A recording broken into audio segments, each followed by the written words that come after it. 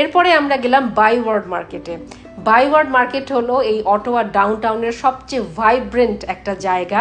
সব সময় খুবই মানে ভাইব্রেন্ট থাকে, মানে মানুষজন, গান বাজনা, মানে অন্যরকম একটা আসলে কি বলবো এনভায়রনমেন্ট। এই যে উপরে দেখেন রেস্টুরেন্ট আছে, অ্যান্ড খুবই সুন্দর ফুল দিয়ে ওরা সাজিয়েছে। এবং এই এক একটা রেস্টুরেন্টে আমি আসলে ভিডিও করি নাই, এত লম্বা লাইন, মানে সবাই লাইন দিয়ে দাঁড়িয়ে রয়েছে যে রেস্টুরেন্টে একটু বসার জায়গা নাই।